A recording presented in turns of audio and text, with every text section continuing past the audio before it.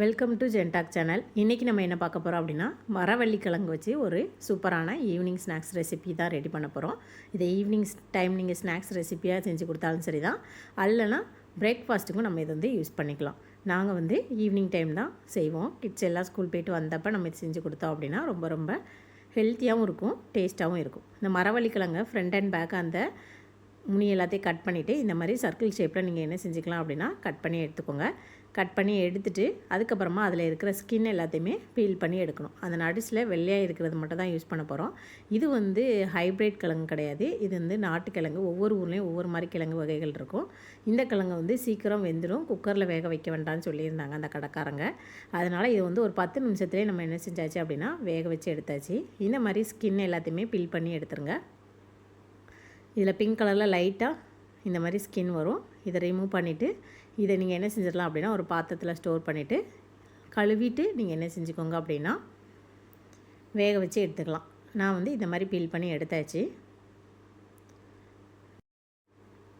பாருங்கள், ரொம்ப சூப்பராக இருக்குது. இதை சின்ன சின்ன பீசஸாக கட் பண்ணாலும் நீங்கள் கட் பண்ணிக்கோங்க. நான் நல்லா வேக வச்சு ஸ்மாஷ் பண்ணிடுவேன். அதனால் நான் என்ன செஞ்சுருக்கேன் அப்படின்னா ஃபுல்லாகவே சர்க்கிள் ஷேப்லேயே கட் பண்ணிவிட்டேன். இதே சர்க்கிள் ஷேப்பை இன்னும் நீங்கள் வந்து ஒரு 4 பீஸாக கட் பண்ணனாலும் கட் பண்ணி எடுத்துக்கோங்க. கட் பண்ண எல்லாத்தையுமே நல்லா சூடாக வெந்நி இருக்குது, அது உள்ளே நான் ஆட் பண்ணிக்கிட்டேன். இதுக்கு தேவையான அளவு உப்பு சேர்த்துக்கோங்க. நான் உப்பு சேர்த்து வேக வைக்க போகிறேன். கொஞ்சமாக உப்பு சேர்த்துட்டு மஞ்சள் பொடி வேணும்னா நீங்கள் இந்த டைமே சேர்த்து வேக வச்சுக்கலாம். அப்படி இல்லைன்னா நீங்கள் வந்து கிழங்கு ரெடி ஆனதுக்கப்புறமா தாளிக்கிறப்ப சேர்த்துக்கோங்க. தாளிக்கிறதுக்கு நான் சின்ன வெங்காயம் எடுத்திருக்கேன், கருவேப்பிலை, மிளகாய், இஞ்சி, கடுகு, அப்புறமா தேங்காய் எண்ணெய் ஊற்றிருக்கேன். தேங்காய் எண்ணெயில் தாளிச்சிங்க அப்படின்னா ரொம்ப டேஸ்ட் இருக்கும். நம்ம கட் பண்ணி வச்சுருந்த இஞ்சி, மிளகாய், கருவேப்பிலை, அதுக்கப்புறமா பொடி வெங்காயம் தான் நான் சேர்த்துருக்கேன். பெரிய வெங்காயம் சேர்க்காமல் சின்ன வெங்காயம் சேர்த்தோம் அப்படின்னா ரொம்ப ஹெல்த்தியாகவும் இருக்கும். சின்ன வெங்காயம் எல்லாம் வெந்ததுக்கப்புறமா நம்ம ஏற்கனவே வேக வச்சு எடுத்துருக்கோம். இது ஒரு 10 நிமிஷத்துலேயே வெந்துடுச்சு. சில கிழங்கு வந்து ரொம்ப நேரம் ஆகும், அதை நீங்கள் குக்கரில் வேக வச்சுக்கலாம். எனக்கு இது வந்து இந்த பேன்லேயே ஒரு 10 நிமிஷத்துலேயே நல்லா வெந்துடுச்சு.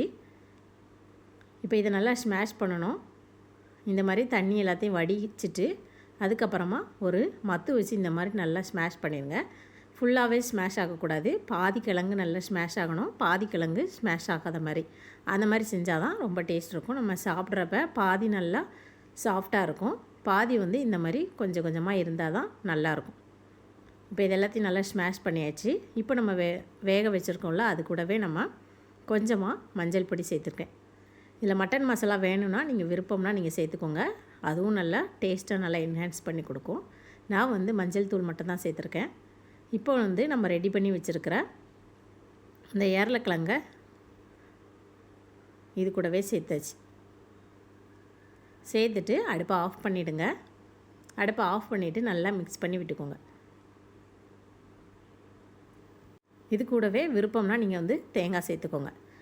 தேங்காய் வந்து ஆப்ஷனல் தான், சேர்த்திங்கன்னா இன்னும் நல்லா டேஸ்டியாக இருக்கும். இப்போ இதை நல்லா மிக்ஸ் பண்ணியாச்சு.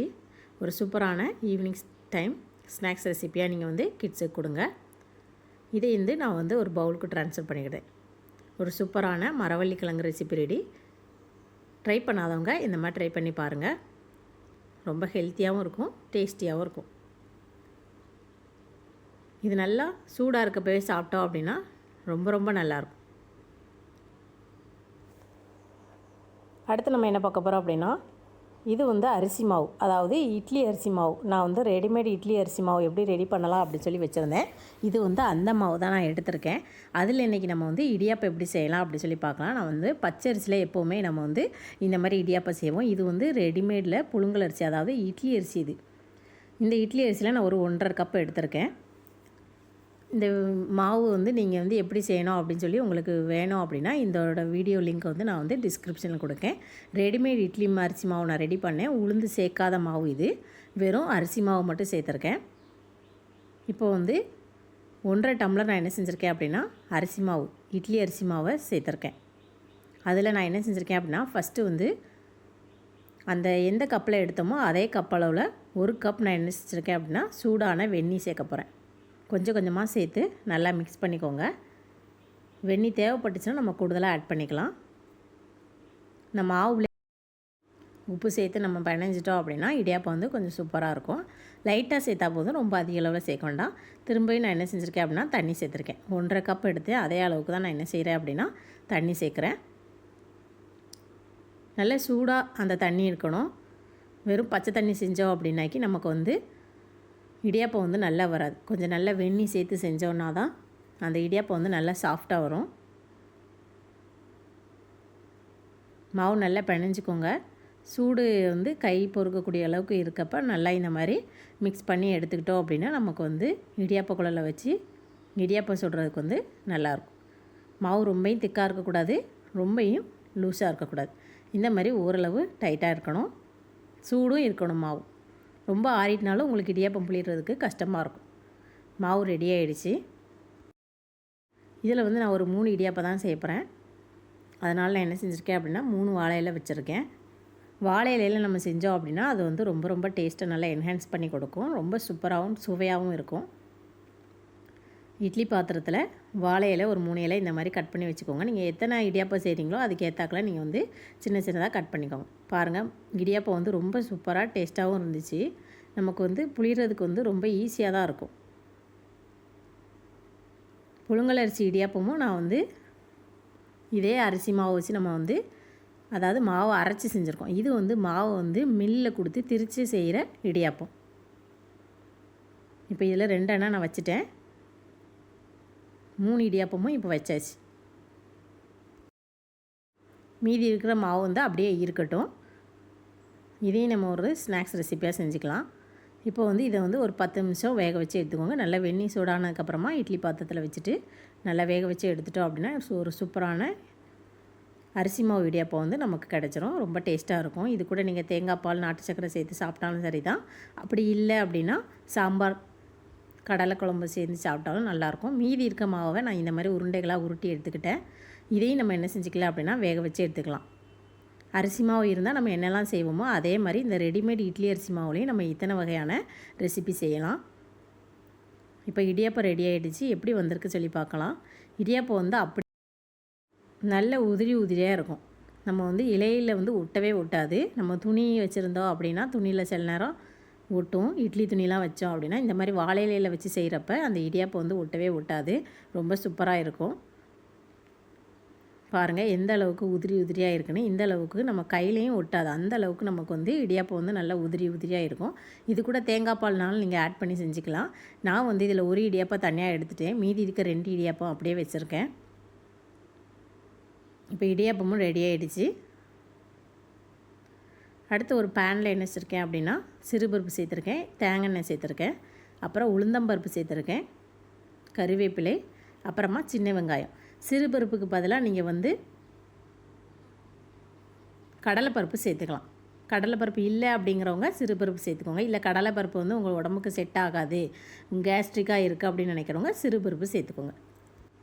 கறிவேப்பிலை, உப்பு, வத்தல் எல்லாம் சேர்த்தாச்சு, வெங்காயமும் சேர்த்தாச்சு. இப்போ வந்து நம்ம வேக வச்சு எடுத்துருக்குறோம். இந்த அரிசி உருண்டையும் ரெடி ஆகிடுச்சு. இதையும் நான் என்ன செஞ்சுருக்கேன் அப்படின்னா அந்த இடியாப்ப கூடவே சேர்த்து வச்சுருக்கேன். இப்போ வந்து இதை வந்து நான் வந்து 2 பகுதியாக பிரிக்க போகிறேன். ஒன்று வந்து ஒரு பேனில் தனியாக ஆட் பண்ணி நம்ம ரெடி பண்ணி வச்சுருக்கிறத வந்து அந்த உருண்டைகளெல்லாம் இது கூடவே சேர்த்து மிக்ஸ் பண்ணிக்கலாம். அப்படி இல்லை அப்படின்னா நீங்கள் வந்து இன்னொரு மெத்தட் என்ன அப்படின்னா இந்த மாதிரி தாளித்து எடுத்துகிட்டு அது கூடயே மாவு சேர்த்துக்கலாம். ஃபஸ்ட்டு இது பார்ப்போம். இது வந்து 1 டம்ளர் தண்ணி சேர்த்துருக்கேன். இன்னொரு இது நல்லா வேக வச்சு எடுத்ததில் நம்ம வந்து ரெடி பண்ண இடியாப்பமும் அந்த உருண்டையும் சேர்த்துட்டேன். நீங்கள் வந்து இடியாப்பம் மட்டும் தான் சேர்க்கணுன்னு இல்லை, வெறும் உருண்டையினாலும் இதை மாதிரி செய்யலாம். லைட்டாக மட்டன் மசாலா சேர்த்துருக்கேன். அப்படி உருண்டைகள் செய்யாமல் வெறும் இடியாப்பம் செஞ்சீங்க அப்படின்னா இந்த மாதிரி ஒரு நூடுல்ஸ் மாதிரி, அப்படி இல்லைன்னா நம்ம சேமியாலாம் செய்கிறோம்ல அந்த மெத்தடில் நீங்கள் இதை செஞ்சுக்கலாம். இப்போ இது வந்து உப்புமா மெத்தடு. 1 டம்ளர் அரிசி எடுத்திங்கன்னா 1 டம்ளர் தண்ணி சரியாக இருக்கும். இதுவும் ரெடி ஆகிடுச்சு. தாளிச்சம் பண்ணது நான் தனித்தனியாக பண்ணலை, ஒன்றா பண்ணி அதை தனியாக பிரிச்சுட்டேன். நீங்கள் வந்து தனித்தனியாக செய்யணும், தனித்தனியாக செஞ்சுக்கோங்க. இப்போ வந்து இது ரெடி ஆகிடுச்சு. அடுப்பை ஆஃப் பண்ணியாச்சு. இந்த உருண்டையும் அந்த இடியாப்பத்தையும் நம்ம என்ன செஞ்சாச்சு அப்படின்னா நல்லா தாளிச்சம் பண்ணி ஒரு சூப்பரான பிரேக்ஃபாஸ்ட்டாகவும் நீங்கள் யூஸ் பண்ணிக்கலாம். அப்படி இல்லைனா ஈவினிங் டைம் ஸ்நாக்ஸாகவும் யூஸ் பண்ணிக்கலாம். அடுத்து வந்து இது வந்து நம்ம உப்புமாவாக ரெடி பண்ணியிருக்கோம். இதை நீங்கள் நல்லா உருண்டையாக பிடிச்சிக்கோங்க. நல்லா கொழுக்கட்டை பிடிக்கிற மாதிரி நல்லா உருண்டை பிடிச்சோம் அப்படின்னா சூப்பராக இருக்கும். அப்படி இல்லை உப்புமாவாக சாப்பிடணும்னு நினச்சிங்கனாலும் உப்புமாவாக சாப்பிட்டுக்கோங்க. ரொம்ப ரொம்ப டேஸ்ட்டாக இருக்கும். நம்ம இடியாப்பம் அந்த உருண்டை செய்கிறத விட இந்த மாதிரி உப்புமா செஞ்சு இந்த மாதிரி கொழுக்கட்டை செஞ்சு சாப்பிட்டு பாருங்கள். திரும்ப திரும்ப கண்டிப்பாக செய்வீங்க. இந்த மாவு எல்லாமே ரெடிமேட் இட்லி அரிசி மாவில் செஞ்சது தான். இந்த வீடியோ பிடிச்சிருந்தால் லைக் பண்ணுங்கள். தேங்க்யூ.